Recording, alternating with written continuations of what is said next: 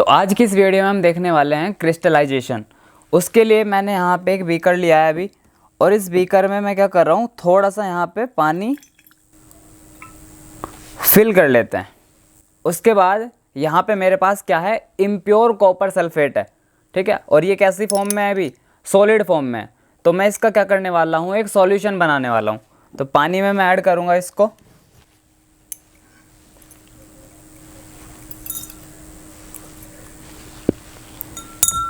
और इसका एक सॉल्यूशन बनाएंगे। ये एक्चुअली मेरे पास जो है बड़े पत्थरों जैसी फॉर्म में था, मैंने इसको ऐसे ना पीस लिया है बेसिकली, क्योंकि ये ताकि जल्दी डिज़ोल्व हो जाए पानी में।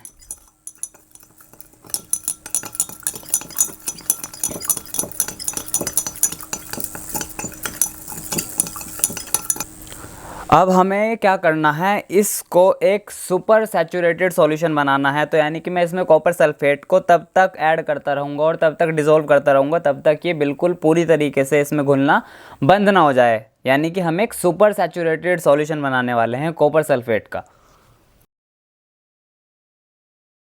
यहाँ पे क्या हुआ, मेरे पास एक super saturated copper sulphate aqueous solution तैयार हो गया है। बट ये क्या है, अभी जैसा मैंने कहा था कि ये इम्प्योर है। तो हम क्या करेंगे, हम इसको फ़िल्टर आउट करने वाले हैं। उसके लिए मैं इसको वैसे तो फ़िल्टर यूज़ करते हैं, बट मैं यहाँ पे नैपकिन यूज़ कर रहा हूँ। इसको क्या करने वाले हैं हम, अब इसको अलग कर लेते हैं इससे।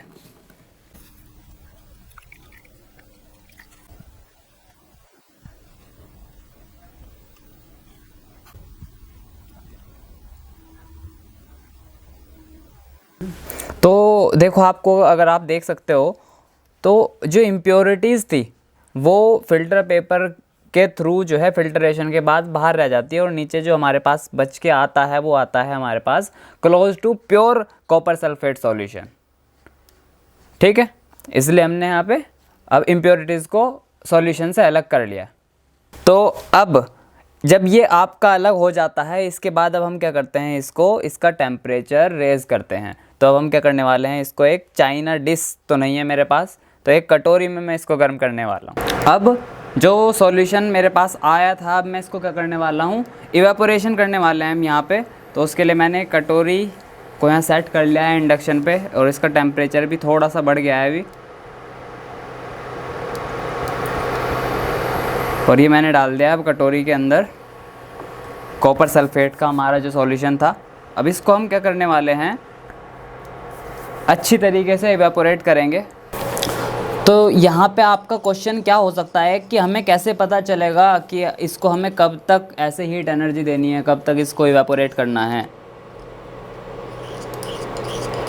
तो उसके लिए एक बहुत सिंपल सा आंसर है कि जिस भी चीज़ से आप इसको डिज़ोल्व कर रहे हो, ऐसी कोई ग्लास की स्टिक लो, ऐसे डुबाओ, और उसके बाद आपको क्या करना है, ये आगे वाला पार्ट जो आपने इसमें डिप किया था उसको ऑब्ज़र्व करना कि इस पे क्रिस्टल्स जम रहे हैं या नहीं। मैं आपको क्लोज़अप दिखाता हूँ इसमें थोड़ा सा फूंक मार के।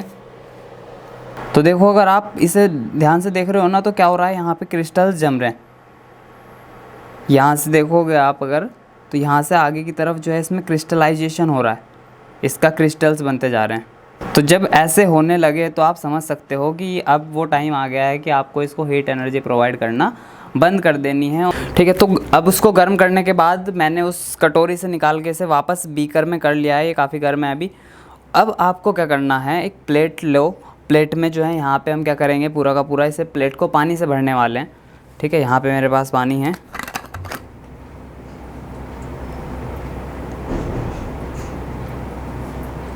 ये पानी डालना और ये गर्म करना जो है कोई ऐसा नहीं है कि मैंडेटरी प्रोसेस है, ये सिर्फ चीज़ों को फास्ट करने के लिए मैं यहाँ पे यूज़ कर रहा हूँ।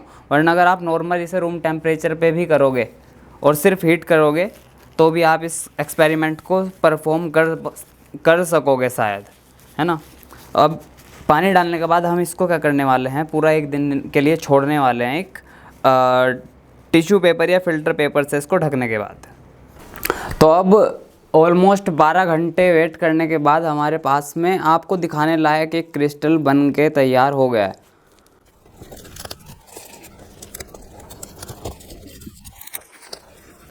तो इसमें अभी आपको दिख रहा होगा क्या, हमारे पास यहाँ पे कहीं पे एक सॉलिड क्रिस्टल तैयार हो गया है।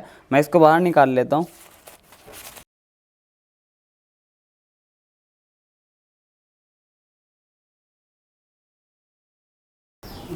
तो ये आ गया है हमारे पास में क्या, प्योर कॉपर सल्फेट। और ये कैसी फॉर्म में है, यहाँ पे मेरे पास में ये क्रिस्टल फॉर्म में। तो यहाँ पे कंपैरिजन के लिए आप देख सकते हो, ये मेरे पास में आया है पूरा जो हमने क्रिस्टलाइजेशन प्रोसेस देखा उसके बाद, और ये हमारे पास पहले था। तो ये देखो इसमें फ़र्क आपको दिख रहा होगा कि जब ये इम्प्योर होता है तो किस तरह का कलर और किस तरह की इसमें इम्प्योरिटीज़ दिखाई देती हैं, और प्योर होने के बाद ये बिल्कुल साफ दिखाई दे रहा है कि बहुत हद तक क्या है, ट्रांसपेरेंट ब्लू दिखाई दे रहा है।